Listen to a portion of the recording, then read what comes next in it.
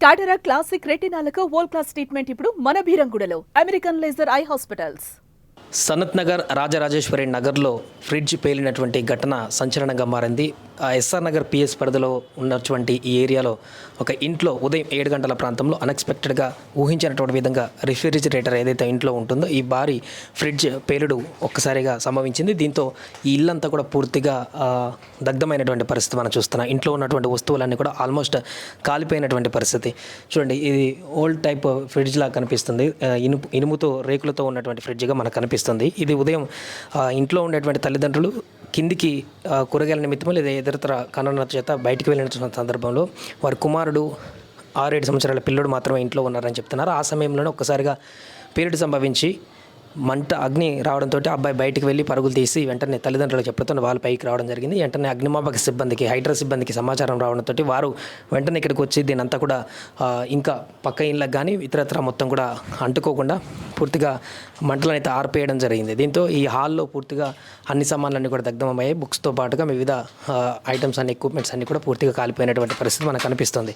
So ఈ fridge, ఇక్కడే ఉన్నటువంటి ఫ్రిడ్జ్, ఈ యొక్క రిఫ్రిజిరేటర్ అనేది పేలుడు కారణంగా జరిగినట్టుగా ప్రాథమికంగా నిర్ధారించారు. అయితే ఇది ఎందుకు పేలింది, మరి ఓల్డ్దా లేకుంటే ఎందుకు పేలాల్సి వచ్చింది, దీనికి సంబంధించిన షార్ట్ సర్క్యూట్ ఏమైనా జరిగింది. ఇక్కడ చూడండి, ప్లగ్స్ ఇక్కడ ఉన్నాయి. ప్లగ్స్ కూడా కొంత డ్యామేజ్ అయినటువంటి పరిస్థితి కూడా మనకు కనిపిస్తుంది.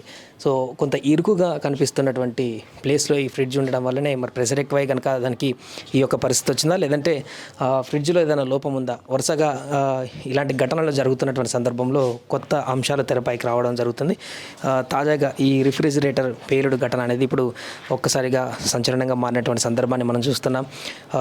ఇది ఎందుకంటే వంట రూములలో ఉండేటువంటి మహిళలకు అత్యంత భద్రతకు సంబంధించినటువంటి విషయం. మొన్న ఒక గ్యాస్ సిలిండర్కి సంబంధించినటువంటి ఒక వార్తను మనం చూడడం జరిగింది. అది పేలిపోయినటువంటి స్థితికి వచ్చినటువంటి సందర్భంలో కొంత లాస్ట్లో ప్రాణాపాయం నుంచి బయటపడ్డారు.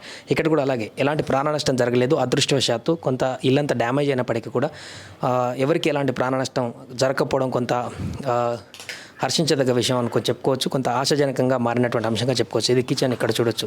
ఇక్కడ ఉన్నటువంటి గ్యాస్ సిలిండర్ కూడా వెంటనే లాక్ తీసేసినట్టుగా కనపడుతుంది ఈ అగ్ని ప్రమాదం తర్వాత. కిచెన్, అదేవిధంగా బెడ్రూమ్, ఆ బెడ్రూమ్కి కొంత పెద్దగా ఎఫెక్ట్ కలగనట్టు కనపడుతుంది. కానీ ఇక్కడ హాల్లో ఉన్నటువంటి 1 BHK హౌస్ ఇది, 4th ఫ్లోర్లో ఉన్నటువంటి హౌస్ ఇది.